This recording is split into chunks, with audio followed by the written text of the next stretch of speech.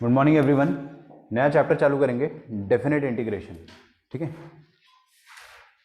तो सबसे पहले लिखेंगे अपन डेफिनेट इंटीग्रेशन के बारे में, समझेंगे क्या है। देखो,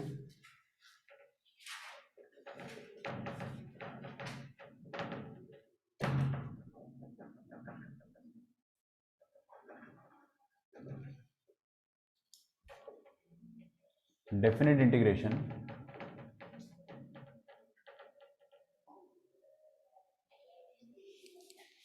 एज एरिया फंक्शन।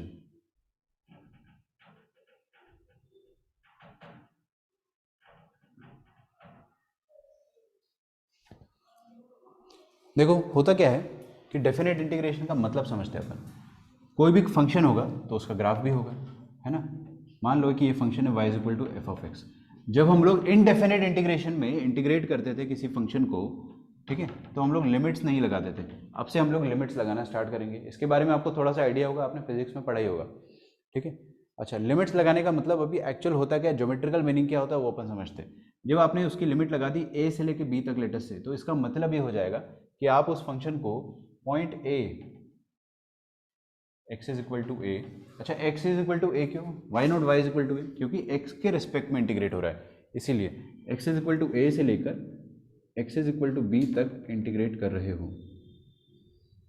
ठीक है, अच्छा, तो हम लोग फंक्शन को a से लेकर b तक इंटीग्रेट करते हैं। इसका मतलब क्या होता है कि a से b तक उस फंक्शन ने जितना भी एरिया बनाया होगा x एक्सिस के साथ, आई रिपीट, a से लेकर b तक उस फंक्शन ने जितना भी एरिया बनाया होगा x एक्सिस के साथ, उस एरिया का वैल्यू मिल जाता है आपको। ठीक है, तो आपको डेफिनेट इंटीग्रेशन a से लेकर b तक क्या देता है, एरिया दे देता है, area covered by the function with x axis. ठीक है, बस इतनी सी बात है। अब इसमें कुछ और बातें मैं बताता हूँ आपको। जो डेफिनेट इंटीग्रेशन होता है वो आपको देता है एरिया।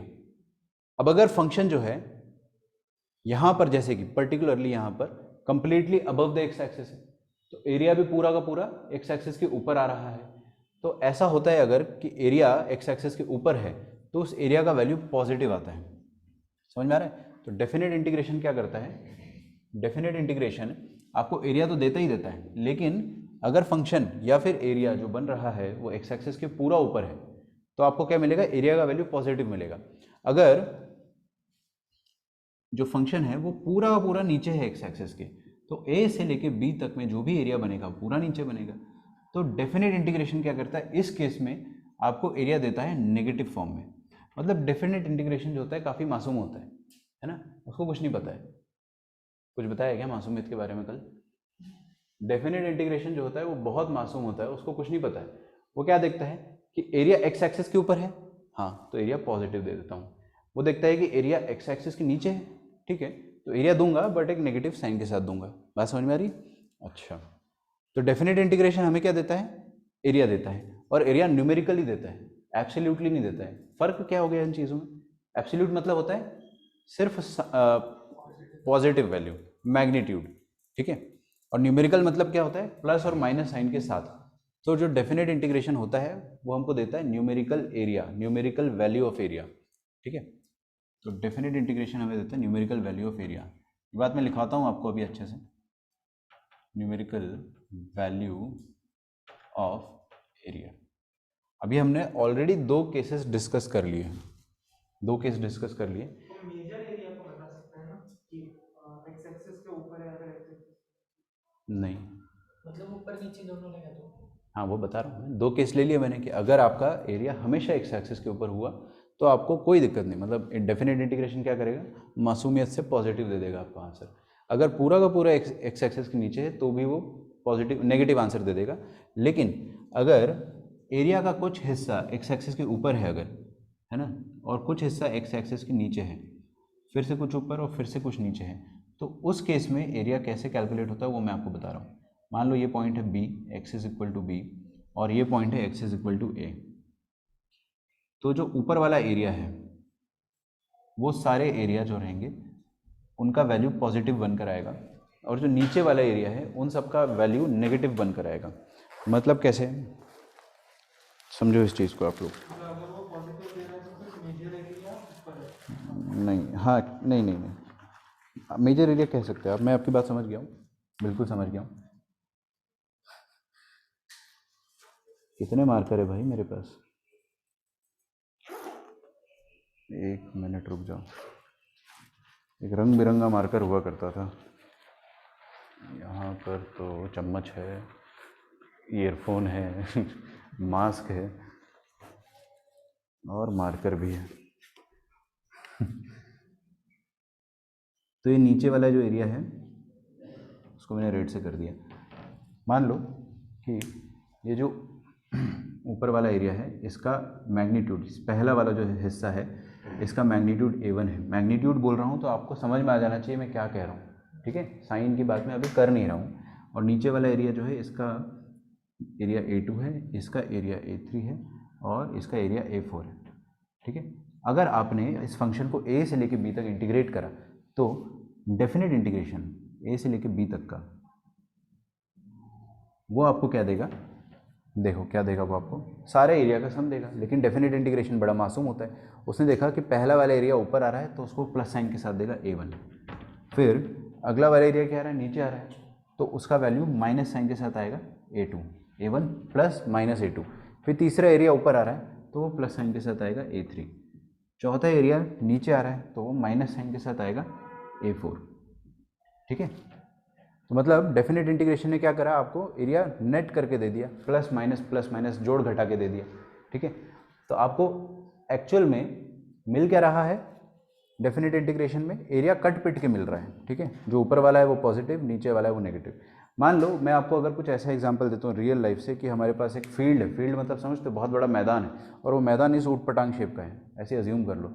और मैं आपको बोलता हूँ मैदान का एरिया निकालो, तो मैदान का एरिया निकालोगे तो आप क्या करोगे, A1 plus A2 plus A3 plus A4, उसमें क्या इंटीग्रेशन, आपको एरिया निकालना अगर मैदान का, तो आप क्या बोलोगे, सारे एरिया का सम निकाल लो, वो हो जाएगा। लेकिन आपको डेफिनेट इंटीग्रेशन वो एरिया निकाल के नहीं देता है, आपको मैदान का एरिया निकाल के नहीं देगा।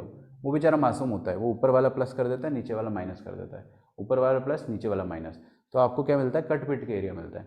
तो क्या दो चीज़ अपन ने समझी, डेफिनेट इंटीग्रेशन क्या आपको एक्चुअल एरिया देता है कर्व का, नहीं, एक्चुअल एरिया नहीं देता है। डेफिनेट इंटीग्रेशन आपको प्लस माइनस करके देता है। अच्छा, तो एक्चुअल एरिया निकालना है अगर अपने को, जो अगले चैप्टर में अपन पढ़ेंगे, एक्चुअल एरिया निकालना है तो अपन क्या करेंगे, सीखेंगे, बाद में सीखेंगे अपन कि यहाँ से लेके यहाँ तक आप पहले अलग से इंटीग्रेट कर दो, फिर इस पॉइंट से लेके इस पॉइंट तक अलग इंटीग्रेट करो, फिर इस पॉइंट से इस पॉइंट अलग, तो चारों हिस्सों को अलग अलग निकालो, फिर चारों का मैग्नीट्यूड जोड़ दो, मेहनत का काम हो गया। तो पहली बात जो बच्चों को मिसकंसेप्शन होती है, डेफिनेट इंटीग्रेशन हमें एरिया नहीं देता है, डेफिनेट इंटीग्रेशन हमें नेट एरिया देता है, ठीक है। नेट एरिया मतलब प्लस माइनस करके देता है, ठीक है। और अगर आपको एरिया निकालना है तो आप वेट करें, बस इतनी सी बात है। अगर आपको एक्चुअल एरिया निकालना है आप वेट करें अगले चैप्टर का, उसमें अपन सीख लेंगे, है ना। अब इसको मैं एक बार अच्छे से लिखवा देता हूँ। सबसे पहले लिखिए definite area as area function, definite integration as area function.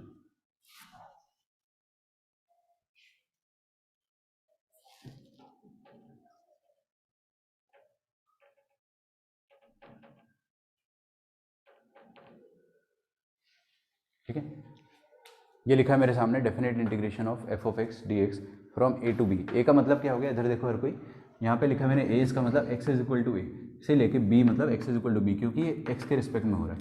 ये आपको क्या देगा, वही चीज़ दोबारा छाप रहा हूँ मैं यहाँ पे, this will give us numerical value of area. ये हमें क्या देगा, एरिया का न्यूमेरिकल वैल्यू दे देगा। न्यूमेरिकल वैल्यू मतलब प्लस साइन माइनस साइन के साथ देगा वो। अच्छा,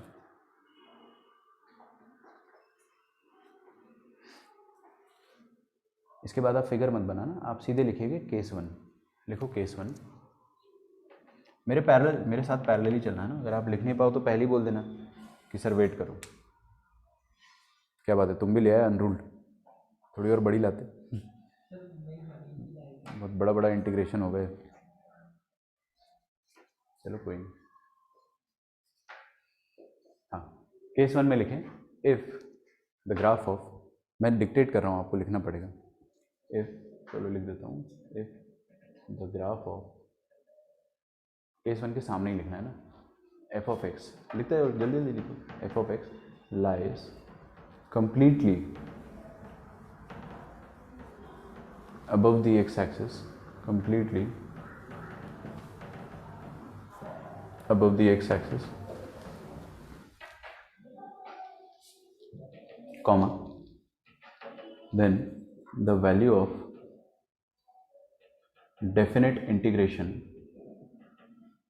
then the value of definite integration will be positive. Then the value of definite integration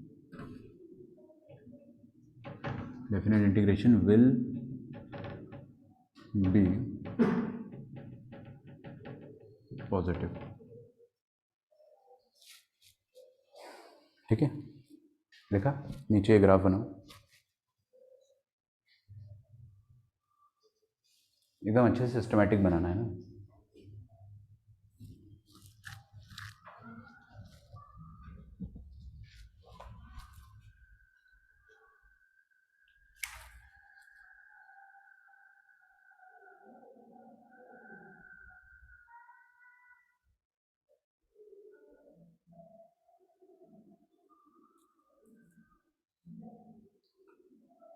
बस ग्राफ बना दिया, एरिया लिख दिया और लिख दो यहाँ पे साइड में रखो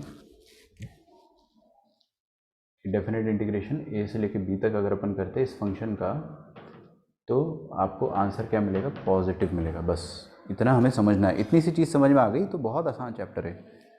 आगे अपन 2-4 प्रॉपर्टीज़ लगाएंगे, इनडेफिनेट के कंसेप्ट लगाएंगे, आपका चैप्टर खत्म हो जाएगा. This is way easier then indefinite integration. ठीक है, मेन तो इनडेफिनेट है. इनडेफिनेट में बच्चों को बहुत डर लगता है. केस 2 लिखें, पीछे जाते हैं तो भी नेगेटिव वैल्यू एक्स एक्सिस के पीछे नहीं बी से बी टू ए, लिमिट को बी टू कर दिया तब उल्टा आ जाएगा. हम हमेशा राइट लेफ्ट टू राइट ही जाएंगे. इस चीज़ का ध्यान रखें आप. छोटे नंबर से बड़े नंबर पे जाएंगे हमेशा. ये रूल होता है मैथ्स का, है ना. तो चाहे आप इंटीग्रेशन कर रहे हो चाहे आप इनइक्वालिटी कर रहे हो, आप हमेशा लेफ्ट टू राइट ही जाओगे. आप अगर राइट टू लेफ्ट जाने लगोगे तो सब कुछ उल्टा होने लगेगा. आपको जो एरिया अभी पॉजिटिव मिल रहा था वो नेगेटिव मिल जाएगा. ठीक है, वो प्रॉपर्टी होती है. इंटीग्रेशन ए टू बी जो भी आ रहा है ना, बी टू ए कर देंगे अगर तो उसका नेगेटिव आता है. प्रॉपर्टी नंबर 1 या 2, प्रॉपर्टी नंबर 2 यही होती है. ठीक है, 5 प्रॉपर्टी है टोटल. 1 2 आसान है, फिर किंग क्वीन जैक और फिर उसके बाद चैप्टर खत्म. 7 प्रॉपर्टीज होते हैं वैसे बेसिकली, लेकिन मेरे नज़र में 3 ही होती है बस. किंग क्वीन जैक खत्म. केस 2 लिखेंगे आप यहाँ पे, इसके नीचे लिखना, मैं यहाँ पे आपको लिख के बता रहा हूँ. केस 2 एकदम इसी का उल्टा हो जाएगा. सॉरी क्या क्या नहीं, एस कुछ नहीं होता है. किंग क्वीन जैक, लेकिन वो आता है कुछ जगह पे उसको भी फेस कार्ड बोला है, कुछ जगहों पे नहीं बोला है. क्या एस को फेस कार्ड नहीं बोलते? तुम फेस कार्ड डिस्कस कर रहे हो एस. अरे दैट डिपेंड्स यार, वो तो गेम को इम्प्रोवाइज कर दिया ना. लिखो, if the graph of F of x, मैं लिखा नहीं रहा हूँ, सब कुछ वैसे ही है, लाइज कंप्लीटली बिलो लिखना है बस आपको. Then the value of definite integration will be negative. तो इस चीज़ को जल्दी से लिखो, यहाँ पे मुझे टाइम वेस्ट नहीं कराना है. If the graph of F of X lie completely below the X axis then the value of definite integration will be negative. then the value of definite integration will be negative. फिर आप ये वाला photo बनाएंगे.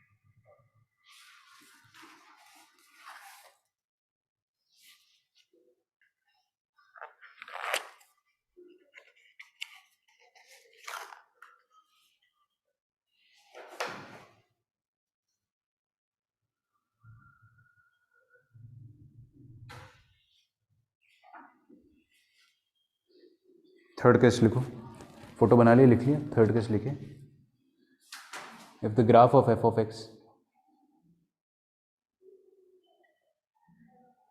if the graph of f of x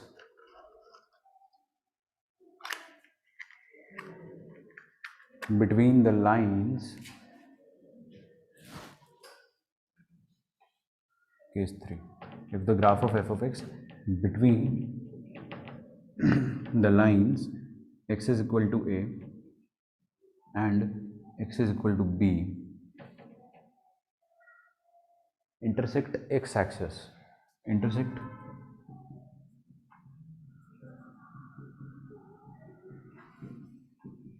the x-axis several times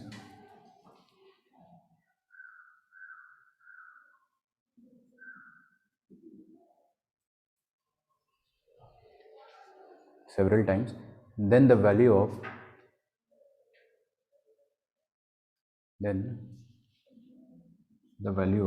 यहाँ लिख रहा हूँ ना, then the value of integration a से b f of x dx will not be equal to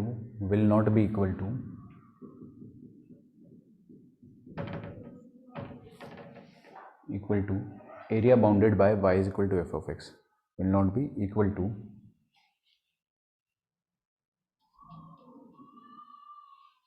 area bounded by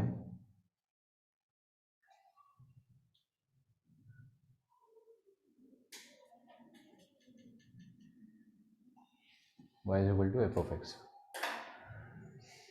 ठीक है, फिर आप ये फोटो बनाओ और उस फोटो के नीचे आप वो लिखोगे, दैट्स इट।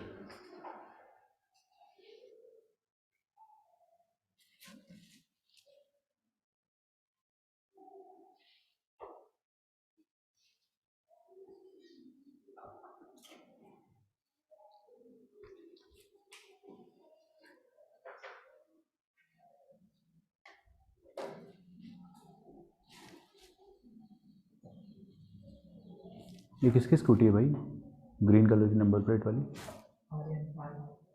आर्यन। अच्छा, गजब लड़कियों वाली स्कूटी है। नहीं अच्छी है, अलग ही चलती है, मजा आ जाता होगा क्या? उसके स्पोर्ट्स मोड डाला ना, खतरनाक पावर ऐसे ऐसे डायरेक्ट स्पीड। सर वो लाल मार्क कर दो ना। मैं भी तो देखूं हाँ क्या। डरता नहीं। पीछे पलटा के दिखाओ मेरे को। ये ठीक है, अच्छा पेज है।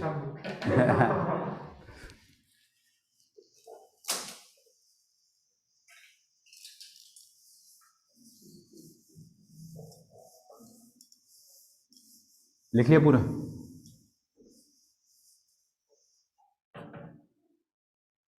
तो पूरी जितना भी अपन ने पढ़ा है अभी तक लिखो पहले, फिर बाद में बात करते हैं। टच कर दे बस, तो फिर एग्जैक्ट एरिया मिलेगा। देखो एग्जैक्ट एरिया तो आपको किस केस में मिलेगा, या तो पूरा का पूरा ऊपर हो या पूरा का पूरा नीचे हो, उस केस में भी मिल ही जाएगा। बस एक नेगेटिव साइन आपको इग्नोर करना है। टच कर दिया तो भी ऊपर ही है या नीचे ही है? नीचे कहाँ गया फिर, वो क्रॉस नहीं किया ना, टच करना तो भी आपको एग्जैक्ट एरिया मिल जाएगा, है ना। तो उसी बात को अपन लिख, देखो हर चीज़ का एक समरी अभी तक जो अपन ने पढ़ा है कि ये है भाई डेफिनेट इंटीग्रेशन, है ना। मासूम इसको पता नहीं है, मैं इसलिए ये चीज़ बार बार बोल रहा हूँ क्योंकि आप अगले चैप्टर में कंफ्यूज ना हो। इसको पता नहीं है कि एरिया जो है वो पॉजिटिव ही होता है। हमको पता है कि एरिया तो पॉजिटिव होना चाहिए, इसको नहीं पता। ये क्या करता है कि ऊपर वाले को पॉजिटिव और नीचे वाले को नेगेटिव दे देता है, और बहुत सारे ऊपर नीचे तो काट पीट के आपको एरिया दे देगा। ठीक है, तो आपको एग्जैक्ट एरिया नहीं मिलेगा। इस चीज़ को मैं नोट बना के लिखवा देता हूँ। नोट लिखिए, first point, integral of f of x dx geometrically represents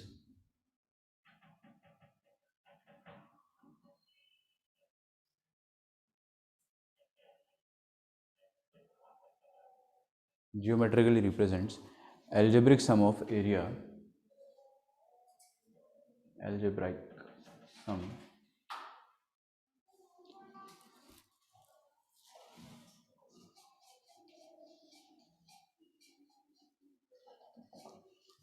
of area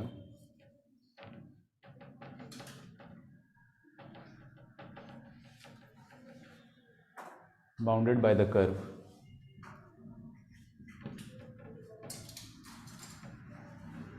bounded by the curve y is equal to F of X, X axis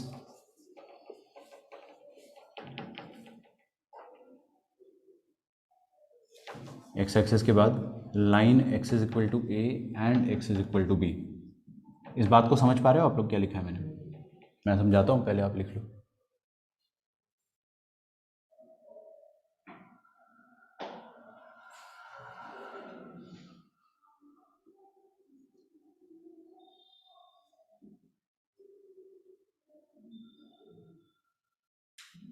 है ना, एल्जेब्रिक सम का मतलब यही हो गया, वही वाली चीज़ होगी। ठीक है, तो जो हमने लिखा था वही चीज़ है कि इंटीग्रेशन अगर अपन करते हैं एफ ऑफ एक्स का ए से लेके बी तक, तो आपको क्या देगा, ऊपर वाला एरिया माइनस नीचे वाला एरिया प्लस ऊपर वाला एरिया माइनस नीचे वाला एरिया एंड सो ऑन का मतलब अपन समझ गए कि जब तक ऐसा ग्राफ ऊपर नीचे होता रहेगा तब तक आपको ऐसा ही मिलेगा। एक छोटा सा अपन एग्जाम्पल समझते हैं। मान लो साइन एक्स की बात करता हूँ, तो आप मेरे को बताइए ये वाला पॉइंट क्या होगा, 2 पाई, ये पाई और ये 0। अगर मैं इंटीग्रेशन करता हूँ साइन एक्स का, ठीक है, 0 से लेकर 2 पाई तक, तो आप बता सकते हैं आंसर क्या आएगा? 0 ही आएगा, क्योंकि जितना एरिया ऊपर बन रहा है सिमेट्रिकली उतना ही एरिया नीचे बनेगा। ये तो एकदम सिमेट्रिक होता है ना, तो जितना ऊपर बनेगा उतना ही नीचे बनेगा, तो डेफिनेट इंटीग्रेशन का आंसर 0 आ जाएगा। लेकिन अगर आपको टोटल एरिया निकालना है कि ये वाला एरिया प्लस ये वाला एरिया, ओपन नेक्स्ट चैप्टर में सीखेंगे कैसे करेंगे उस केस में कि आप इतना एरिया निकाल लो 0 से पाई तक का और उसको डबल कर लो, उसको आप डबल कर लो तो आपको एरिया का मैग्नीट्यूड मिल जाएगा, अगर आपको एक्चुअल में एरिया निकालना है तो। ठीक है, अच्छा एक बात और बताओ मुझे, देखते हैं आप लोग सोच पाते हो नहीं।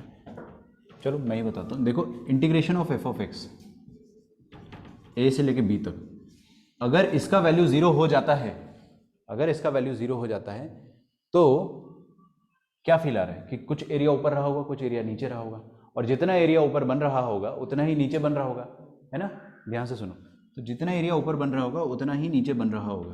तो अगर इंटीग्रेशन, डेफिनेट इंटीग्रेशन का वैल्यू 0 हो जाता है तो क्या मैं ऐसा कह सकता हूं कि जो ए से बी के बीच में फंक्शन का ग्राफ रहा होगा वो थोड़ा सा ऊपर रहा होगा और थोड़ा सा नीचे रहा होगा, थोड़ा सा ऊपर रहा होगा थोड़ा सा नीचे रहा होगा, और थोड़ा सा ऊपर और थोड़ा सा नीचे रहा होगा मतलब बीच में एक्स एक्सेस को उसने कट किया होगा कहीं ना कहीं, कम से कम एक बार, कम से कम एक बार कट किया होगा। मतलब अगर डेफिनेट इंटीग्रेशन का वैल्यू 0 होता है तो क्या हम ऐसा कह सकते हैं कि ए से लेके बी के बीच में फंक्शन का एक रूट तो कम से कम रहा होगा?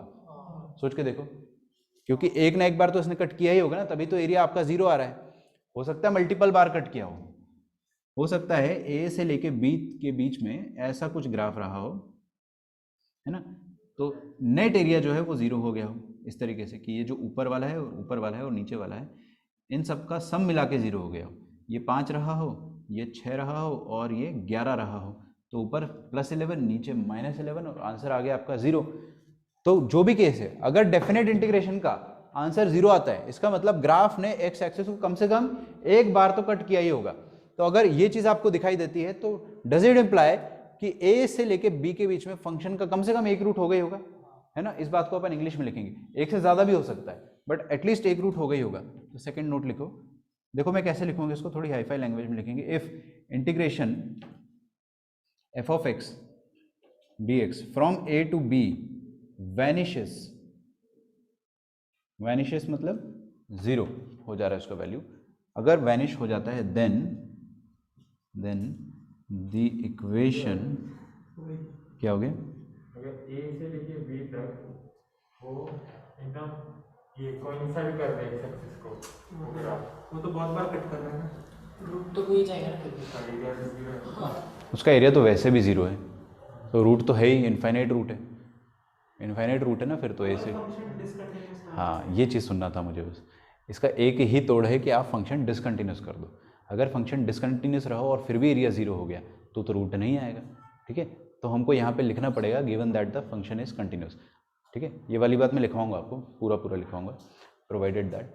ठीक है, देन द इक्वेशन हैज़, क्या लिखवाया मैंने, अगर डेफिनेट इंटीग्रेशन ए से बी वैनिश हो जाता है तो क्या लिखूंगा बताओ आगे?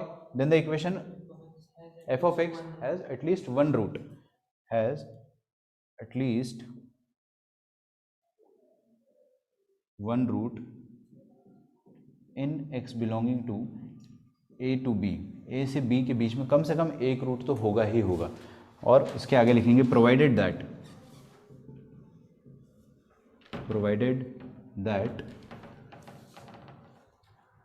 f of x is continuous, f of x is continuous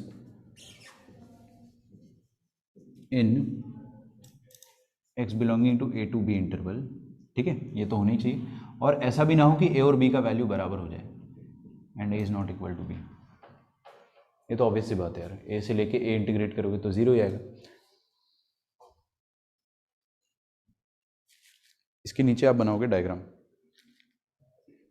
एक ये डायग्राम बनाया जाएगा कि जो एरिया ऊपर हो गया वही एरिया नीचे हो गया।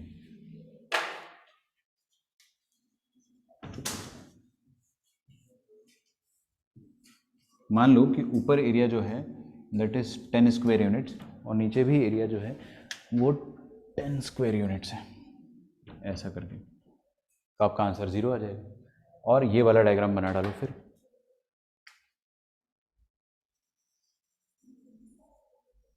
ठीक है, नीचे थोड़ा बड़ा बना देना ताकि 11 दिखाई दे आप लोग, है ना। तो ये एरिया छोटा सा यहाँ बना, फिर ये वाला ग्राफ, पहला ग्राफ, फिर दूसरा ग्राफ, और फिर और जगह है तो अपन एक तीसरा ग्राफ भी बनाएंगे जिसमें डिसकंटिन्यूस फंक्शन बनाने जा रहा हूँ। क्या हो गया ध्रुवम, क्या हो गया, कोई दिक्कत? पूरा थ्योरेटिकल है अपना, फर्स्ट लेक्चर एकदम थ्योरेटिकल होगा।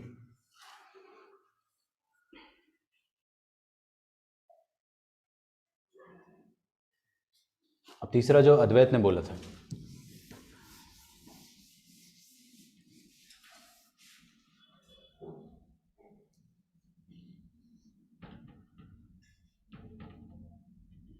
देखो अगर ग्राफ ऐसा हुआ यहाँ से लेके यहाँ तक, ये पॉइंट ए है और something like this, graph discontinuous है, कुछ भी हो, रिमूवेबल हो, नॉन रिमूवेबल हो, डिसकंटिन्यूस मतलब डिसकंटिन्यूस। याद है ना रिमूवेबल वगैरह क्या होती थी, नॉन रिमूवेबल क्या होती थी, सब याद होना चाहिए आपको। अच्छा, तो ये वाला जो एरिया है और ये वाला जो एरिया है अभी बराबर दिख रहा है अपने को, तो डेफिनेट इंटीग्रेशन, पहली बात तो आप लोगों को शक होगा कि सर क्या टूटे हुए ग्राफ का डेफिनेट इंटीग्रेशन हो जाता है? हो जाता है, सीखेंगे हम लोग कैसे करेंगे, बट अभी के लिए हो जाता है। और अगर हो जाता होगा तो इस केस में तो आंसर 0 आना चाहिए, गिवन दैट ऊपर वाला एरिया और नीचे वाला एरिया एकदम सेम है ना। तो रूट आ नहीं रहा ना, ए से बी आपने क्या सिखाया कि इंटीग्रेशन करोगे और 0 आएगा आंसर, हाँ वैनिश हो जाता है, तो रूट आना चाहिए। यहाँ पे तो रूट आ ही नहीं रहा है, ग्राफ तो एक्स एक्सिस को कट कर ही नहीं रहा है। वही वाली बात है ना, कंटिन्यूस होना चाहिए, provided that the function is continuous. Discontinuous रहा तो आंसर आपका 0 आ सकता है, उसके बाद भी आपको रूट नहीं मिलेगा। ठीक है, कंटिन्यूस रहेगा तभी वैलिड है। तो लिखिए फॉर डिसकंटिन्यूस केस,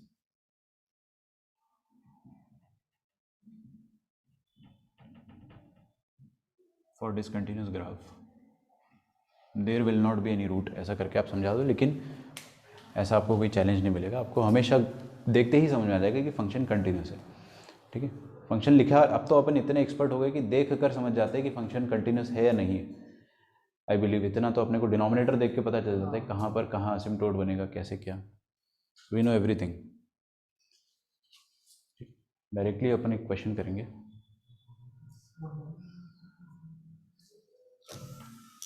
देखो मैं क्वेश्चन काफ़ी स्टाइलिश तरीके से लिखूंगा।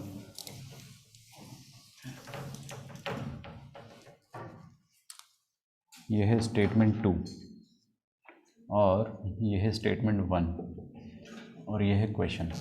ठीक है, क्वेश्चन लिखेंगे इफ 2a प्लस 3b, हाँ स्टेटमेंट में लिखना है, plus 6c is equal to 0। आप लोगों को ये दोबारा लिखना पड़ेगा, मैंने तो स्कैम कर दिया। ठीक है, स्टेटमेंट 2, तो स्टेटमेंट 1 में लिख रहा हूँ, स्टेटमेंट 2 ये है, आपको बताना है कि इसमें क्या होगा क्या होगा। समझ गए ना, चारों ऑप्शन तो अपने को याद है। Then the equation, assertion reason ही हो गया ना, then the equation ax square plus b x plus c equals to 0 has a root in, लिखते जाओ पहले लिख लो, has a root in 0,1, has a root in 0,1। ये स्टेटमेंट 1 हो गया। स्टेटमेंट 2 हो गया ये, ठीक है। अब आपको बताना है कि स्टेटमेंट 1 और 2 में कौन ट्रू है कौन फॉल्स है, और क्या स्टेटमेंट 2 स्टेटमेंट 1 को एक्सप्लेन कर रहा है या नहीं कर रहा है। और फॉल्स हो गया तो फिर तो एक्सप्लेनेशन देखना ही नहीं है, कोई भी एक फॉल्स हो गया तो केस खत्म।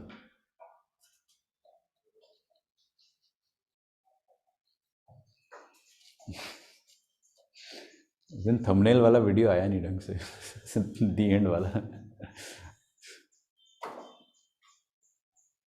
आज भी एक थंबनेल करेंगे record beginning of definite integration.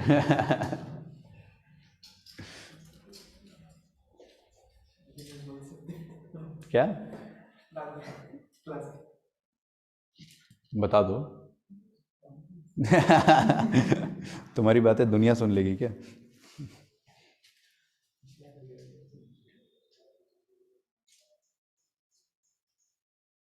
ठीक है, लिखा आपने, अब आप सॉल्व करो इसको। स्टेटमेंट 2 तो आप लिखो मत अभी, कम से कम सॉल्व करना स्टार्ट कर दो कि अगर 2a + 3b + 6 से 0 है then the equation has a root in 0,1। देखो नॉर्मली अगर मैं IIT का एग्जाम दे रहा हूँ, ये क्वेश्चन आ गया, आप भूल जाओ इंटीग्रेशन, अभी तो अपने को एज अ न्यूट्रल देखना है। तो अगर आपको ये दे दिया है then the equation has a root in 0,1, एक रूट 0,1 में, तो ये आपको एकदम से चमकेगा नहीं कि इंटीग्रेशन से सॉल्व करेंगे इसको अपन, सही है। आप हो सकता है इसमें इनइक्वालिटी लगाओ, या फिर आप लोकेशन ऑफ रूट लगाने का सोचो, क्योंकि क्वाड्रेटिक इक्वेशन है ना। बट लोकेशन ऑफ रूट यहाँ पे लगेगा नहीं, करके देख लेना। 0 और 1 के, अब पीछे से आ रही ना आवाज, हो सकता हॉन्टेड हो अपना रूम।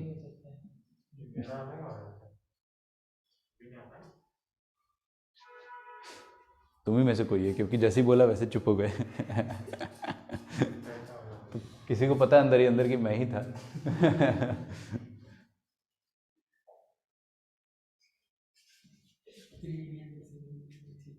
कोई बात नहीं। तो मैं क्या बता रहा था, लोकेशन ऑफ रूट से अपन शायद सॉल्व कर सकते हैं। LOR में अपन ने देखा था कि 0 और 1 के बीच में रूट है, अगर ये रहा 0 और ये रहा 1, 0 और 1 के बीच में रूट है, तो f(0) × f(1) कितना होना चाहिए, नेगेटिव होना चाहिए।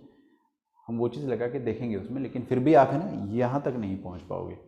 2a + 3b + 6 = 0, क्योंकि f(0) लगाओगे क्या आएगा, ओरली बताइएगा, c, f(1) क्या आएगा, a + b + c, तो c × a + b + c negative होना चाहिए अगर रूट है तो, बट वैसा कुछ दिया नहीं, तो LOR से सॉल्व नहीं होगा। LOR का टाइप 5 अपन ने ऐसा पढ़ा था, टाइप 6 सॉरी।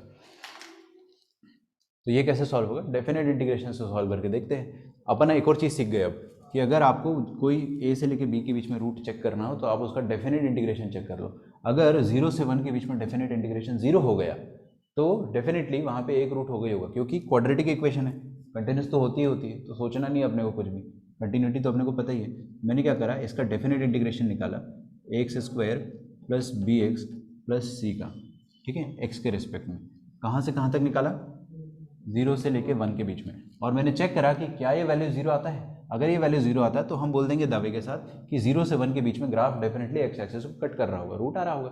और फिर उसके बाद ये ट्रू हो गया तो ये भी ट्रू हो जाएगा, और ये इसको एक्सप्लेन भी कर रहा है, अगर हो गया तो बताइए क्या आएगा इसका इंटीग्रेशन का आंसर, ax³/3 + bx²/2 + c + 6। आपको डेफिनेट इंटीग्रेशन निकालते आता है ना, इतना फिजिक्स में अपन ने सीखा होगा कैसे निकालते हैं। फिर आप लिमिट्स रखते हो 1 और 0, यही करते हैं ना। अच्छा, आप फिर अपर लिमिट रखोगे और लोअर लिमिट रखोगे। जब लोअर लिमिट रखोगे तो 0 0 0 सब कुछ 0 हो जाएगा, तो सिर्फ अपर लिमिट से काम चल जाएगा अपना। अपर लिमिट रखोगे तो क्या आएगा आपके पास, a/3 + b/2 + c, ठीक है। इसका LCM लोगे तो 6 आएगा, और 2a + 3b + 6c, ये आ गया अपने पास। और हमको क्वेश्चन में गिवन है कि ये वैल्यू 0 है, तो इसका मतलब न्यूमरेटर 0, इसका मतलब डेफिनेट इंटीग्रेशन भी 0, और डेफिनेट इंटीग्रेशन 0 मतलब 0 से 1 के बीच में रूट हो गई होगा। स्टेटमेंट 1 ट्रू है, स्टेटमेंट 2 तो हमने अभी अभी पढ़ा है, तो ये तो ट्रू है ही, और इसको एक्सप्लेन भी कर रहा है ना। स्टेटमेंट 2 एक्सप्लेन्स स्टेटमेंट 1, है ना, तो ऑप्शन ए हो जाएगा इसमें। मैंने बताया ना कि आज से अपन सोचेंगे कि जब भी आपको 0 से 1 या कोई भी a से b के बीच में रूट देखना हो तो आपके दिमाग में इंटीग्रेशन रहे, आपके रिफ्लेक्सेस में इंटीग्रेशन अब से आने लगे कि कभी अपने को देखना है a से b के बीच में रूट है या नहीं है, तो आप क्या करोगे, इंटीग्रेशन वाला कंसेप्ट दिमाग में रखो। पहले तो मेरे दिमाग में LOR ही आएगा सबसे पहले। हो सकता है मेरे दिमाग में रोल्स और LMVT भी आ जाए, लेकिन रोल्स और LMVT में हम रूट नहीं देखते थे। हम ये देखते थे कि 0 से 1 के बीच में dy/dx कब 0 होगा, स्लोप कब 0 होगा, वो देखते थे रोल्स थ्योरम में। अगर आपको याद हो रोल्स थ्योरम तो। लेकिन कम से कम अगर एक रूट चाहिए बीच में, हाँ तो फिर एक साइड पे ज्यादा हो सकता है, एक साइड पे कम हो सकता है, फिर भी पॉजिटिव आ सकता है ना। हाँ, लेकिन यहाँ नहीं आ रहा ना, यहाँ तो 0 आ रहा है। वहाँ पे आ गया, अगले किसी आ सकता है, बिल्कुल हो सकता है। वो कोई तरीका नहीं है देखने का। मतलब डेफिनेट इंटीग्रेशन का आंसर अगर पॉजिटिव आ रहा है तो हम ये थोड़ी बोलेंगे कि रूट नहीं होगा। नेगेटिव आ रहा है तो ये थोड़ी बोलेंगे रूट नहीं होगा। हो सकता है, लेकिन 0 आ रहा है तो डेफिनेटली रूट होगा। 0 पे हम निश्चित रूप से बता सकते, पॉजिटिव नेगेटिव पे हम कुछ नहीं बोल सकते। हो सकता हो सकता ना हो, ठीक है। अभी इसका ही आंसर मान लो 2 आ गया होता तो मैं कोई कंक्लूजन नहीं दे पाता फिर कि 2 में हो सकता पूरा का पूरा 2 ऊपर रहा हो, या हो सकता है कि 1 ऊपर रहा हो और 1 नीचे रहा हो। नहीं, 2 समझ गए ना आप, कुछ ऊपर रहा हो कुछ नीचे रहा हो, 3 और 1 करके, तब जाके आंसर 2 आ रहा है। तो 2 आंसर कैसे भी आ सकता है, बट 0 आंसर आने का मतलब ही ये हुआ कि ग्राफ का रूट तो है ही है। डेफिनेट इंटीग्रेशन में कांस्टेंट नहीं आता। डेफिनेट इंटीग्रेशन में कांस्टेंट नहीं आता है, वो बात अपन करेंगे। अभी तक किया नहीं, पहले ही क्वेश्चन सॉल्व करा है। कांस्टेंट इसीलिए नहीं आता है, क्यों नहीं आता कांस्टेंट, उसका रीज़न भी मैं डिस्कस करता हूँ अभी, बताते हैं। नहीं, कांस्टेंट आता है एक्चुअली, कांस्टेंट आता है, प्लस सी तो आता है, बट ना वो हाँ, बट उसमें x की प्लॉट में 0 ही होता है तो देखेंगे अपन। कट जाता है। हाँ, यही होता है एग्जैक्टली, कट जाता है वो। अभी मैं डिस्कस करता हूँ इस बारे में। ये वाला लिख लिया होगा आपने, अब हम आगे बढ़ते हैं।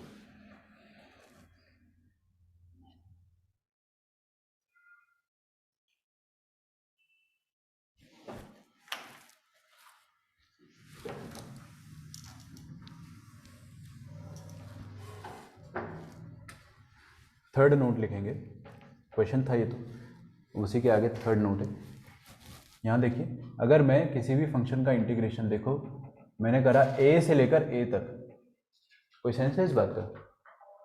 a से लेकर a तक अगर अपन ने इंटीग्रेट करा लेकिन इन्हें लग रहा है a से लेकर a तक इंटीग्रेट करा, मतलब आपने कुछ एरिया बनाया क्या? नहीं बनाया, जहाँ से चालू करा वहीं पे खत्म हो गए, एरिया बना ही नहीं। आंसर क्या आएगा? 0 आएगा, ठीक है।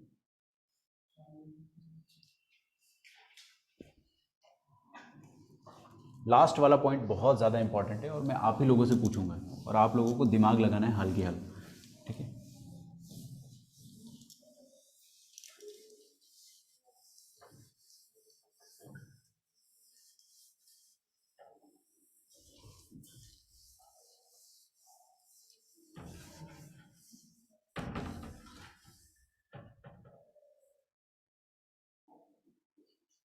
क्या हो गया, परेशान हो गया ध्रुव?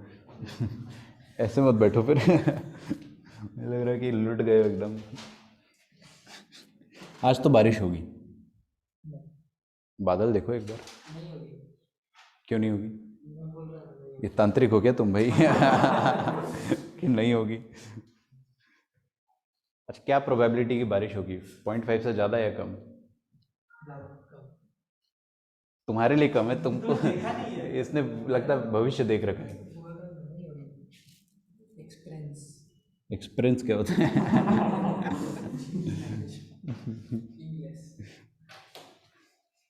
वो तो एक्सपीरियंस होता है। वो तो इंग्लिश हो गया, इंग्लिश हो गया, एम वाला। मैं इंग्लिश बोल रहा हूँ। क्यों, मैंने कॉन्वर्सेशन स्टार्ट करा तुमसे? सुनना ध्यान से ना। अब मैं आपको अगर बोलता हूँ कि 4th पॉइंट है ना, पहले ग्राफ क्यों बना दिया यार, देखते हैं। अगर अपन ने इंटीग्रेशन करा f of x dx a से लेके b तक, ठीक है, ध्यान से देखोगे तो ही समझ में आएगा। और अगर मैंने इंटीग्रेशन करा modulus of f of x, ठीक है, a से लेके b तक, पहले सोचोगे फिर मैं बताऊंगा। इसमें और इसमें कौन सा वैल्यू बड़ा आएगा? सोच पा रहे हो? अगर आपको पता है मॉड लेने पे क्या होता है तो आप सोच पाओगे। मॉड लेने पे क्या होता है? नीचे का एरिया ऊपर चला जाता है, सब ऊपर चला गया, सब ऊपर चला गया मतलब अब सब जुड़ के पॉजिटिव आएगा, मस्त बड़ा वैल्यू आएगा, है ना। और यहाँ पर कटपिट के वैल्यू आ रहा है a1 - a2, यहाँ पे सब कुछ पॉजिटिव होके आ रहा है, तो ये वैल्यू हमेशा बड़ा होगा। इक्वल टू हो सकता है, यस एग्जैक्टली। इक्वल टू कब होगा? जब ग्राफ पहले ही ऊपर हो, पहले ही ऊपर हो अगर एक्स एक्सिस के, तो फिर जैसा एरिया बिना मॉड के आ रहा था वैसा ही एरिया मॉड के साथ आएगा। कहने का मतलब ये हो गया कि अगर हमारा ग्राफ ऐसा हो, ठीक है, थोड़ा मॉड के साथ इंटीग्रेशन कैसे करेंगे? क्या, मॉड के साथ इंटीग्रेशन हाँ वो अपन सीखेंगे। डिफाइन, देखो मॉड की एक ही चीज़ है कि यू हैव टू डिफाइन, सीधी सीधी बात है। इंटीग्रेशन तो अभी ग्रेटेस्ट इंटीजर फंक्शन का भी हो जाएगा, फ्रैक्शनल पार्ट का भी हो जाएगा, आपको डिफाइन करना पड़ेगा उसको लिमिट के हिसाब से। डिफाइन करो, इंटीग्रेट करो। तो जैसे कि मैंने यहाँ से करा x is equal to A से लेके लेटेस्ट से b तक का इंटीग्रेट, तो ये फंक्शन है और फंक्शन का मॉडुलस जो बनेगा ना वो कैसा बनेगा, इसी के जैसा बनेगा, लेकिन जो भी नेगेटिव वाला हिस्सा है वो ऊपर आ जाएगा।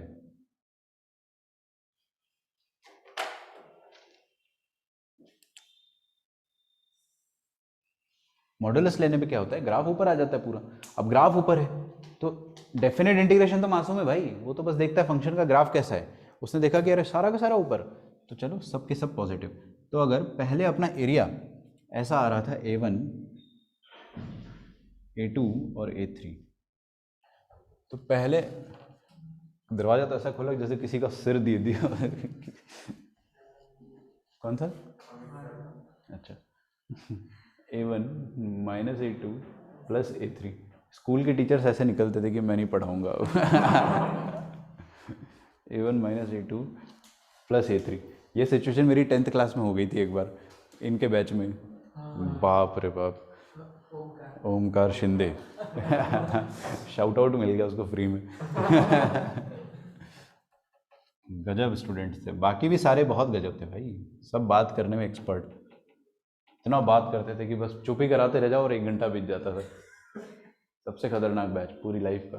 और जब से मैंने इतना ले लिया 10th क्लास को एकदम डरा के रखता हूँ, सब काँप जाते, जब जैसे मैं क्लास में घुसता हूँ ना सब काँप जाते एकदम।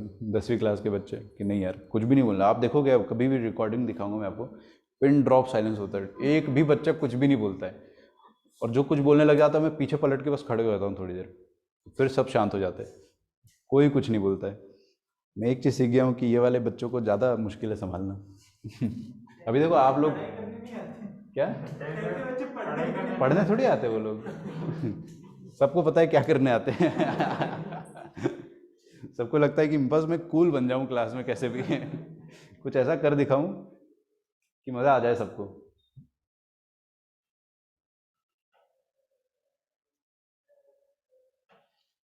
ओके देखो यहाँ पर एरिया क्या आ रहा था अपना A1 minus A2 plus A3, और यहाँ पर एरिया क्या आएगा A1 plus A2 plus A3, ठीक है, A1 plus A2 plus A3, तो ये वाला एरिया बड़ा ही होगा ना, अनलेस अनटिल आपका एरिया पहले से ही एक्स एक्सिस के ऊपर हो, तो उसका मॉडुलस क्या ही लोगे, फिर पहले ही पॉजिटिव है, उसका मॉडुलस भी वैसे का वैसे ही आएगा, ठीक है।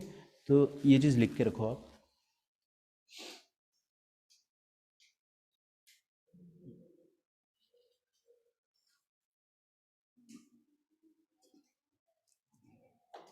अच्छा अब हम है ना, सुनो मेरी बात, अब हम बात करते हैं जब इनइक्वालिटी की।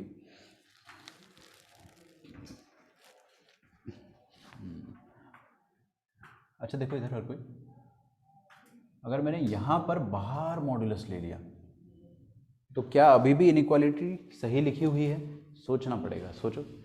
अगर मैंने पूरे फंक्शन में बाहर मॉडुलस ले लिया, इंटीग्रेशन में बाहर ले लिया, है ना, तो क्या अभी भी सही लिखा हुआ है? अभी भी सही लिखा, क्योंकि यार देखो इंटीग्रेशन का जो भी आंसर आएगा, मैं आपको है ना एकदम अच्छा एग्जांपल देता हूँ। मान लो ये A1 जो है वो 2 के बराबर है, A2 जो है वो 5 के बराबर है, और A3 जो है वो 10 के बराबर है।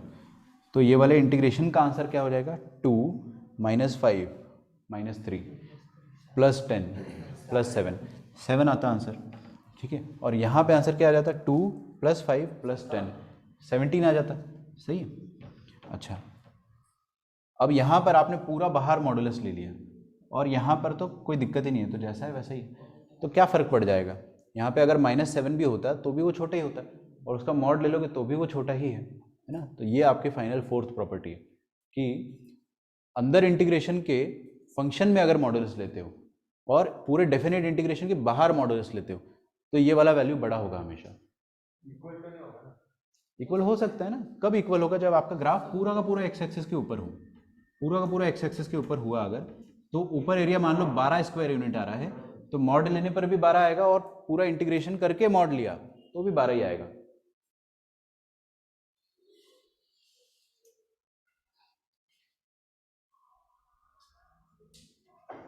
अच्छा, इसमें बताओ कि मैंने अगर पूरा का पूरा ग्राफ एक्स एक्सिस के बिलो बनाया तो क्या अभी इक्वालिटी होल्ड करेगी? सोच के बोलना, बोल के मत सोचना।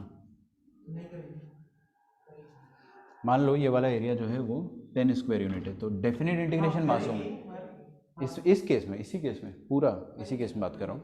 डेफिनेट इंटीग्रेशन क्या आंसर देगा? -10। ठीक है, तो डेफिनेट इंटीग्रेशन का आंसर आया -10, और उसमें मॉड लगाया, तो आंसर निकालने के बाद मॉड लेना है अपने को, 10 आएगा। अच्छा, और फंक्शन का मॉडुलस, फंक्शन का मॉडुलस क्या? फंक्शन पहले पूरा ऊपर चला जाएगा, मिरर इमेज होता है ना मॉडुलस लेने पे, पूरा ऊपर चला गया, अब जाके उसका एरिया क्या हो गया? पहले -10 आता आंसर डेफिनेट इंटीग्रेशन का, अब आ रहा है +10, +10 आ रहा है, मतलब यहाँ पर भी आंसर आपका 10 ही आ रहा है। तो इसका मतलब क्या हो गया कि इक्वालिटी कब कब होल्ड कर रही है? या तो graph completely above the X axis हो, या तो completely below the X axis हो। तो ये चीज़ अपने को बस लिखना है कि 4th पॉइंट लिखा अपन ने, फिर उसके नीचे ये सब आपने बना लिया होगा तो अच्छी बात है। लिखिए equality holds, equality holds only when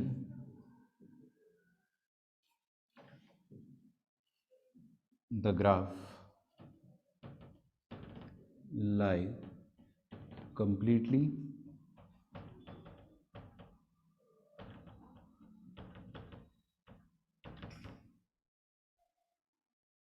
above or below x-axis।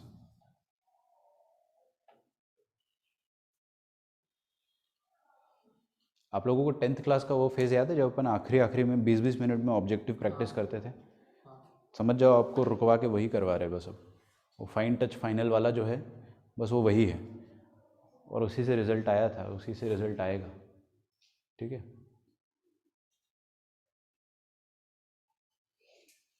हो गया। 5वां लिखते हैं अपन।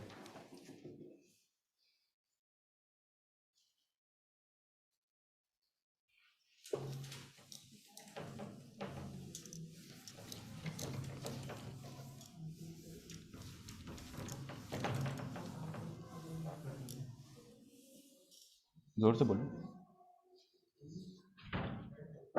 किस बारे में?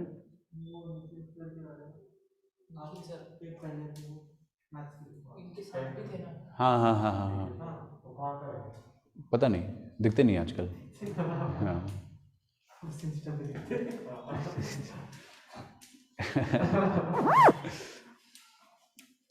नहीं दिखते, मेरे को तो नहीं दिखे वो।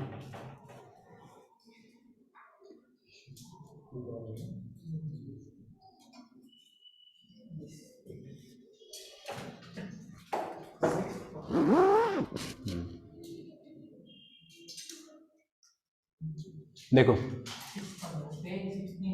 5वां ये fn(x) dx a से लेके b तक। समझना, ये वाला थोड़ा अटपटा है। क्या है ना कि इंटीग्रेशन के साथ लिमिट्स, डेडली कॉम्बिनेशन हो गया, और अपन ने लिमिट लगाया इसमें n tending to something, whatever n tending to कुछ भी लिख दे, यहाँ पे मैं इन्फिनिटी लिख देता हूँ। तो ये वाला पॉइंट आपको क्या सिखाने वाला है कि इंटीग्रेशन निकालने के बाद आपको मिलता क्या है? नॉर्मली एक फंक्शन ही मिलता है ना, लेकिन n के टर्म्स में मिलेगा। यहाँ पे fn लिखा हुआ है, क्वेश्चन देखेंगे तो समझ में आ जाएगा अभी। तो इंटीग्रेशन निकालने के बाद लिमिट लो या लिमिट लेकर इंटीग्रेशन निकालो, दोनों एक ही बात है। बस ये सिखाना चाह रहा हूँ मैं आपको। इसका एप्लीकेशन तो जब तक करेंगे नहीं तब तक समझ में नहीं आएगा। कहने का मतलब क्या है कि पहले इंटीग्रेशन कर दो फिर लिमिट लगाओ, या पहले लिमिट लगा दो और फिर इंटीग्रेट करो, दोनों से आपको आंसर सेम मिलेगा। ठीक है, अब ये कैसे क्वेश्चन होते हैं सर जिसमें लिमिट भी होता है और इंटीग्रेशन भी होता है? देखते हैं एक करके। देखो हेयर, इसके नीचे ही n and x are independent variables.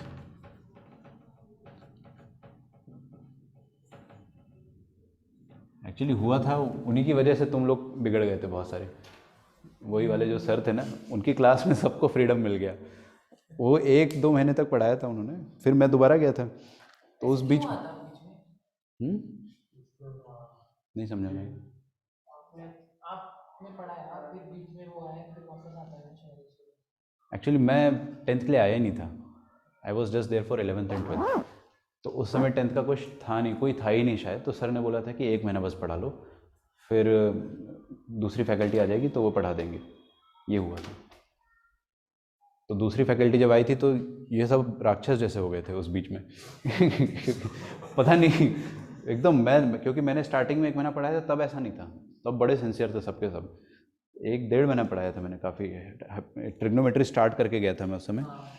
तो 1-1.5 महीना पढ़ाया तो बहुत सिंसियर थे सब, पढ़ाई करते थे एकदम, डाउट्स पूछते थे, संडे को आते थे अलग से डाउट पूछने। लेकिन फिर उसके बाद जब मैं गया तो सब अलग अपनी अपनी धुन में फिर वो 1 साल तक मैं हैंडल ही नहीं कर पाया वो क्लास। वो टेम्परेरी ही था मेरा एक तरीके से, कि बस सर ने बोला था कि हाँ बस 1 महीना ले लो, वो अब तक परमानेंट चल रहा है here n and x are independent variables, ठीक है। क्वेश्चन देखेंगे तो ही समझ में आएगा यार। क्वेश्चन देखते हैं सबसे पहले, limit n tending to infinity.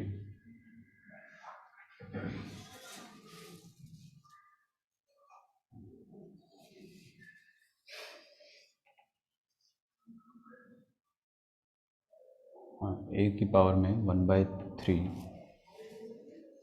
अरे क्या लिखा है साला, से लेकर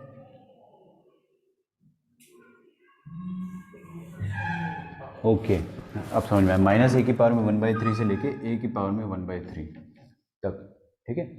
आपको क्या करना है, 1 माइनस t³/n की पावर में n इंटू t², ठीक है। बस ये जो वैल्यू है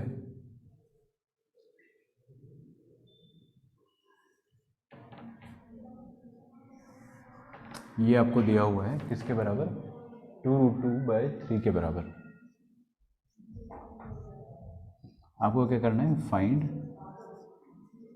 a। ये क्वेश्चन है, इसका सॉल्यूशन मैं आपको बताता हूँ। क्वेश्चन क्या कह रहा है कि कुछ इंटीग्रेशन है, आप उसको निकालोगे तो वो इंटीग्रेशन ना n के टर्म्स में ही आएगा, और फिर उसमें n में आपको इन्फिनिटी डालना है। वो इन्फिनिटी डालोगे तो आंसर 2√2/3 आएगा। बताइए a क्या है।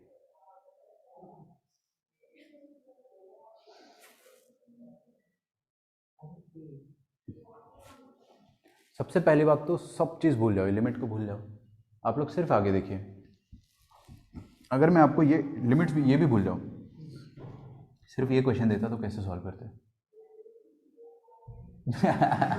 ये क्या होता है समझ जाओ सर, कैसे करते बताओ।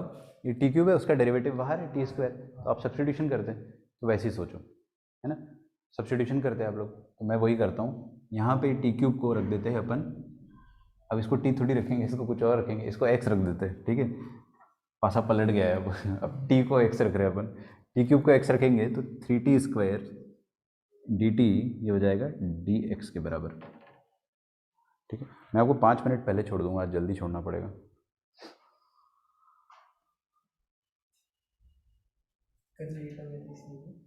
हाँ कल लेट हो गए थे, बच्चे बड़े हरामी वहाँ पे कंप्लेंट कर देते सच में?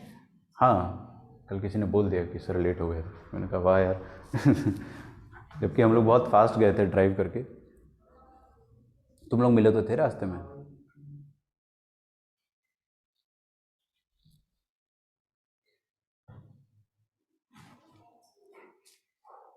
हाँ जी, तो मैं क्या कर रहा था, सॉल्व कर रहा था। अब देखो सॉल्व करेंगे, सबसे इम्पॉर्टेंट बात कि जब आप क्वेश्चन को सॉल्व करोगे, पहले बताता हूँ तभी समझ में आ जाएगा। t³ दुनिया में जहाँ जहाँ t³ है वहाँ वहाँ x रख देता हूँ, तो 1 - x/n हो जाएगा, ठीक है। 1 - x/n, और यहाँ पर क्या होगा, पावर में n होगा, इंटू 3 की ज़रूरत है तो मैं क्या करूँगा, 3 मल्टीप्लाई कर देता हूँ और 3 डिवाइड कर देता हूँ, तो 3t² dt कितना हो जाएगा, dx के बराबर हो जाएगा। दिस विल बी dx, और बाहर में क्या आ जाएगा, 1/3 ना, थोड़ी जगह कम पड़ गई, 1 - x/n था ना, पावर में n, अभी n तो अपन कांस्टेंट की तरह ट्रीट कर रहे हैं फिलहाल, ओके, इंटू डी एक्स, और ये हो गया इंटीग्रेशन, बाहर में 1/3 है। और सबसे बड़ी मिस्टेक जो आप लोगों ने भी कर दी होगी अब तक, वो मैं आपको बताने जा रहा हूँ। Limit X tending to, sorry limit N tending to infinity. जो मिस्टेक आप लोगों ने करी होगी, क्या किया, यहाँ पे लिमिट क्या थी, -a⁻⁴ ये किसके रिस्पेक्ट में इंटीग्रेशन हो रहा था, t के रिस्पेक्ट में। तो ये लिमिट किसकी रहेगी, t इज इक्वल टू यहाँ से लेकर t इज इक्वल टू यहाँ तक, t is equal to -a⁻⁴ से लेके t is equal to a⁻⁴ मतलब a का cube root negative cube root से लेके पॉजिटिव क्यूब रूट तक, ठीक है, क्योंकि इंटीग्रेशन t में हो रहा था। अभी इंटीग्रेशन किस में हो रहा है, x में, तो लिमिट भी x के टर्म में लिखना पड़ेगा आपको कि x कहाँ से कहाँ तक नाच रहा है। नहीं करेंगे हम लोग, लिमिट ही चेंज कर देते हैं। सोचो ना, आपको बैक सब्स्टिट्यूट जो इनडेफिनेट इंटीग्रेशन में प्रॉब्लम होता था, बार बार फिर t को थीटा लिखो, फिर थीटा को x लिखो, उल्टा जाने की जरूरत ही नहीं, आप लिमिट ही चेंज कर दो, सीधा ही जाओ, खत्म हो जाएगा आपका आंसर, समझ रहे हो। तो हम लोग लिमिट ही चेंज कर देते हैं, जो आप कह रहे हो वो भी कर सकते हो। तो जब t a⁻⁴ सॉरी, जब t -a⁻⁴ था, तो x कितना रहा होगा वो आपको निकालना है। नहीं देखोगे तो नहीं समझ में आएगा, है ना, मैं सच बता रहा हूँ, लिमिट चेंज करना सबसे मुश्किल काम हो जाता है। फिर देखो लोअर लिमिट क्या है, लोअर लिमिट है t is equal to -a⁻⁴ ठीक है। अब आपको x के टर्म में निकालना है, तो x क्या है, t cube, x t cube है ना, तो x t क्यूब है, तो आपको x निकालना है, x कितना हो जाएगा, t का क्यूब, ठीक है। लोअर लिमिट क्या है, ये है, तो x कितना हो जाएगा अपने पास, इसका क्यूब, मतलब -a⁻⁴ का क्यूब, ठीक है। फॉर लोअर लिमिट x का वैल्यू कितना हो जाएगा, -a, तो x का वैल्यू -a से लेकर अपर लिमिट की बात करते हैं हम लोग। एक बार और देखो, फिर से आपको समझ में आ जाएगा, अगर लोअर लिमिट समझ में नहीं आया तो यहाँ से समझ में आ जाएगा। अपर लिमिट में देखते हैं अपन। अच्छा, आपको अपर लिमिट में क्या देखना है कि t अगर a की पावर में 1/3 है, मतलब t अगर क्यूब रूट ऑफ a है, तो x क्या होगा, है ना, वो निकालना है बस, ऐसा समझ। अगर t a की पावर में 1/3 है, तो इसके करस्पॉन्डिंग, इस t के करस्पॉन्डिंग x क्या आएगा, x इज व्हाट, t का क्यूब, तो मतलब इस a की पावर में 1/3 का cube which will be a। तो आपकी लिमिट चेंज होगी, x is equal to -a से लेकर +a तक। हाँ, you can easily integrate it.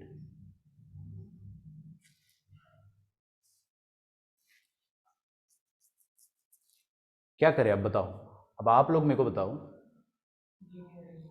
अरे देखो तो सही, इधर इंटीग्रेट कर डालूँ इसको, इंटीग्रेट करके लिमिट लूँ या अंदर लिमिट घुसा दे। मैंने आपको सिखाया है कि लिमिट अंदर भी घुसा सकते हो। तो अगर बाय चांस लिमिट अंदर घुसाई, यूज़ तो करें प्रॉपर्टी का, अगर लिमिट को अपन ने अंदर घुसाया तो लिमिट अंदर घुसेगी, आप रखो n की जगह इन्फिनिटी, तो 1 की पावर इन्फिनिटी बन रहा है।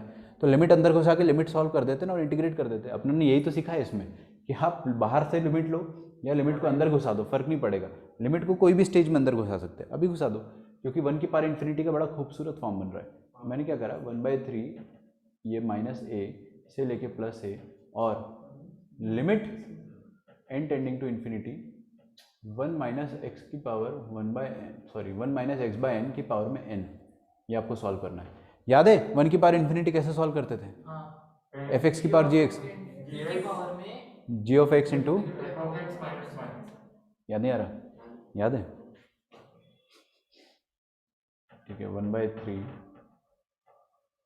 तो मैंने क्या करा, e की पावर में gx into F of x -1, मतलब ये है f ऑफ x, देख लो एक बार, ये है f ऑफ x -1, ठीक है, और ये लिमिट बाहर रहती है इधर, limit n tending to infinity,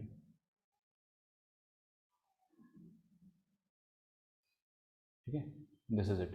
तो लिमिट सॉल्व करके इंटीग्रेट करो या इंटीग्रेट करके लिमिट सॉल्व करो, एक ही बात है। आप उल्टा करते हैं ना, पहले इंटीग्रेट करके लिमिट, तो भी सेम आंसर आता है। अच्छा, इसका आंसर आपको दे रखा है 2√2/3।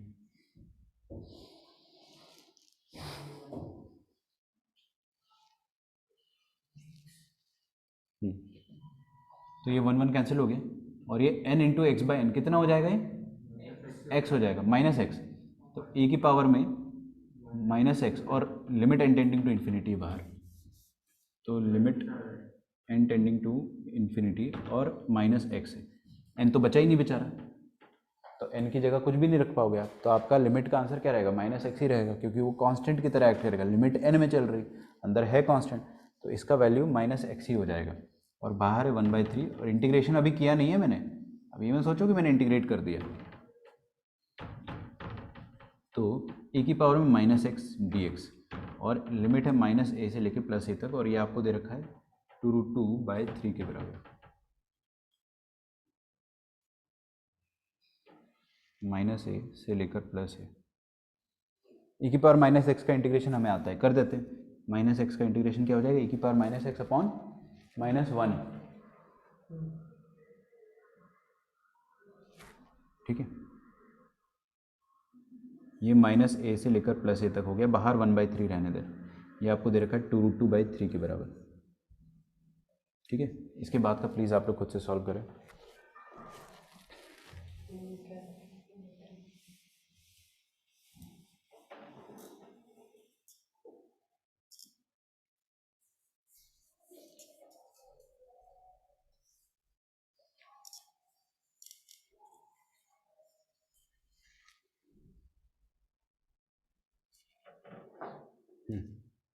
तो 1/3 इंटू मैंने रखा क्या, माइनस, माइनस को बाहर ले लो, देखो एक चीज़ और बता देता हूँ कि इनडेफिनेट इंटीग्रेशन में अगर माइनस आता है डेफिनेट में, तो उसको बाहर ले लिया करो, बाहर ले लिया, अब e की पावर में अपर लिमिट रखा मैंने, क्या आ जाएगा, माइनस ऑफ x मतलब a, माइनस e की पावर में लोअर लिमिट रखा मैंने, लोअर लिमिट क्या हो जाएगा, माइनस ऑफ माइनस है मतलब प्लस है, ठीक है, और ये आपको दे रखा है 2√2/3 के बराबर है, बहुत घटिया आंसर आ रहा है ये तो,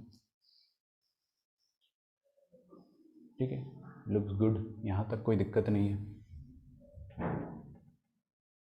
तो ये आपका फाइनल आंसर है, ए का वैल्यू निकालना है मुझे, है ना, क्या मज़ा नहीं आ रहा, आएगा मज़ा, ये देखो ये 3 और 3 कट गया, माइनस को उस तरफ भेज देंगे तो माइनस ऑफ 2√2 हो जाएगा, और 1/e माइनस e,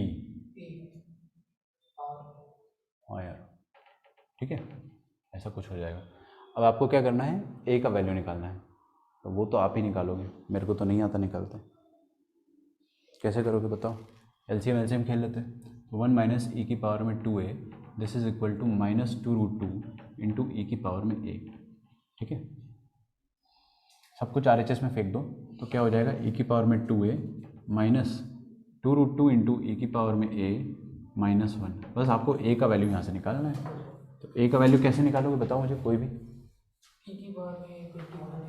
क्वाड्रेटिक है ना, e की पावर में a को आप t मान लो, तो ये क्या हो जाएगा, t² minus 2√2 into T -1, this is equal to 0, t का वैल्यू निकल जाएगा आपका, t का जैसे ही वैल्यू आता है आप आंसर निकाल सकते हो, हाँ भाई t का वैल्यू निकालो यार, क्या आएगा बताओ, anyone, minus b plus minus under root of b² -4 into a into C by 2a, तो 2√2 प्लस माइनस अंडर रूट 12 कितना हो जाएगा, 2√3 हो जाएगा ना, और नीचे एक 2 है, तो वो 2 में गायब कर रहा हूँ कॉमन लेके अभी से, तो √2 प्लस √3 हो जाएगा e की पावर में a का वैल्यू, ठीक है। अब हम लोग समझदार है काफ़ी, प्लस वाला होगा या माइनस वाला होगा, इसमें से ध्रुवम बताओ, e की पावर a का वैल्यू √2 प्लस √3 या √2 माइनस √3, कौन सा वाला लेंगे, क्यों, सही बोल रहे हो, रीज़न, e की पावर a नेगेटिव नहीं हो सकता, पॉजिटिव नंबर की पावर में कुछ भी डालो वो कभी नेगेटिव नहीं हो सकता, तो वो रिजेक्ट हो जाएगा, ये आपका आंसर है, लेकिन अभी भी मेरे को a नहीं मिला है, e की पावर a मिला है, a कैसे निकालेंगे, लॉग ले लूँ दोनों तरफ, ln ले लेता हूँ, तो ln ऑफ e की पावर में a is equal to ln of RHS, ठीक है, तो ये हो जाएगा a का वैल्यू ln ऑफ √2 प्लस √3 के बराबर, this is your final answer. अब मैंने एक टास्क आपको दिया था, मतलब वो वाली बैच में भी दिया था, आपको भी दूंगा मैं,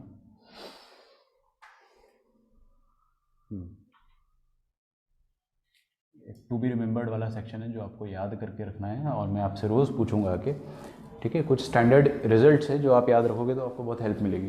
तो एक छोटा सा बॉक्स बनाने वाला हूँ, उसमें वो 4 रिजल्ट लिखूंगा मैं, और चारों एकदम आपको धुन में याद होना चाहिए, रिदम में।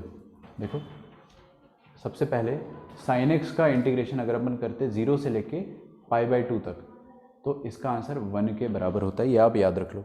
क्या कहा मैंने कि अगर 0 से 90 तक साइन एक्स का इंटीग्रेशन करोगे तो वो वैल्यू 1 आएगा। अच्छा, वही वैल्यू कॉस एक्स का भी आएगा। 0 से 90 तक अगर आप कॉस एक्स का इंटीग्रेशन करते हो तो वो भी 1 आएगा।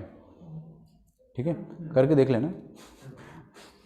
अच्छा, अगर अपन 0 से π/2 तक साइन स्क्वायर एक्स का इंटीग्रेशन करते हैं, समझ में आया? पहले मैंने साइन की पावर 1 का करा, अब साइन की पावर 2 का। लिमिट सेम है, 0 से लेकर 2, हर बार वही रहेगी लिमिट। बस एक बार 1 करूँगा पावर, फिर 2, फिर 3, फिर 4। चारों के रिजल्ट होते हैं, वो आपको याद रखने हैं। समझ गए? अच्छा, सबसे इंटरेस्टिंगली जो साइन स्क्वायर का आंसर है वही कॉस स्क्वायर का भी होता है, तो cos square x D x. ठीक है, इसका आंसर होता है π/4 के बराबर। कर तो आप लोगे आराम से। स्क्वायर का इंटीग्रेशन अपने को आता है, कैसे करते हैं? Double angle formula. ठीक है, 0 से लेके π/2 sine cube x. Sine cube x कैसे करते हैं अद्वैत? इंटीग्रेट कैसे करते थे?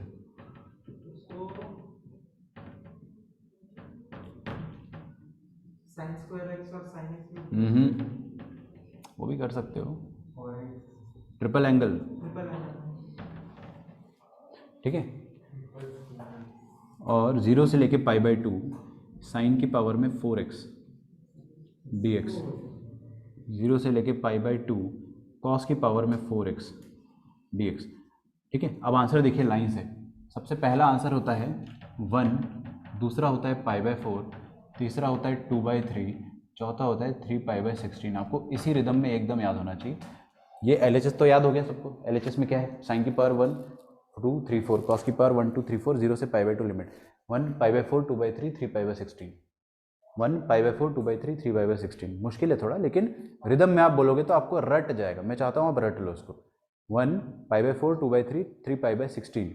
ठीक है, अब देखो मैं बता देता हूँ आपको कि ये वाले दो नंबर जो आ रहे हैं वो बिना पाई वाले आ रहे हैं, है ना, और ये वाले दो पाई वाले आ रहे हैं। एक π/4 आ रहा है और एक 3π/16 आ रहा है ना। तो बहुत बार भूलोगे आप, लेकिन आपको क्या फ़ायदा होगा उसको याद करने का? कई बार क्या होगा ना कि आप क्वेश्चन सॉल्व करोगे आप यहाँ पहुँच जाओगे। कॉस क्यूब एक्स का 0 से π/2 तक का इंटीग्रेशन। अब या तो आप ट्रिपल एंगल लगा के इंटीग्रेट करके upper limit minus lower limit करो, या तो आप वैल्यू ही याद रख लो, है ना, तो आपका टाइम सेव होगा। तो वैल्यू अपन याद रख लेंगे। 1 π/4, 1 π/4, 2/3, 3π/16, है ना। 1 π/4, 2/3, 3π/16। ठीक है, तो इसको आप शॉर्ट नोट्स में लिख देना। इसको आप शॉर्ट नोट्स में लिख के रख लेना। This is to be remembered. ठीक है, क्या हो गया? क्रिएटिविटी आ रही है। बताओ, कुछ बताओ ताकि मैं भी।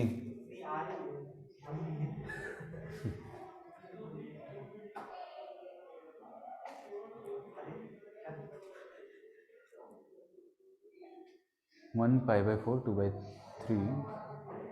3π/16। ठीक है, चलिए हम लोग मिलते हैं नेक्स्ट क्लास में। आपका जो होमवर्क रहेगा,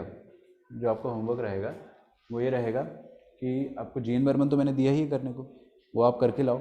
और आप अगर क्लास के बाद रुकोगे, आज पता नहीं आपको मैथ्स देंगे या नहीं देंगे, तो मैं आपको सिंगेज बुक के होमवर्क दूंगा। अब सिंगेज की 2 बुक्स है अपने पास, मेंस और एडवांस, दोनों ही करनी है, लेकिन मैं चाहता हूँ एडवांस कर लो आप। ठीक है, मैंने एडवांस वाली जो है, हाँ घर पे है ना, I will give you the PDF। आपको रुकना है क्लास के बाद, आपको सॉल्व करना है। ठीक है, तो उसके हम लोग करेंगे 35 questions if you stay 1 to 35। ठीक है, इतना मॉड्यूल कराया आप लोगों ने। आप देखो, मैंने थॉट प्रोसेस बताया ना, इंडेफिनिट में थॉट प्रोसेस। आपने 4 मेथड में से एक मेथड पकड़ लिया, आप कॉन्फिडेंट हो गए, तो पीछे पड़ जाओ उस क्वेश्चन के। ठीक है, 10 में से 2 क्वेश्चन होते हैं जो बहुत हार्ड होते हैं, बहुत ज़्यादा आपको पढ़ना पड़ता है पीछे।